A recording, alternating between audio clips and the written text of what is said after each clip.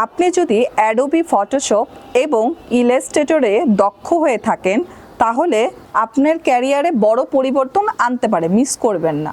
3টি life client প্রজেক্টের মাধ্যমে আপনি অ্যামাজন প্রোডাক্ট ডিজাইন এবং A+ কন্টেন্ট ডিজাইনের দক্ষতা অর্জন করে আমাদের টিমের সাথে যোগ দিতে পারবেন এবং সফল ফ্রিল্যান্সার হিসাবে ক্যারিয়ার গড়ে তুলতে পারবেন।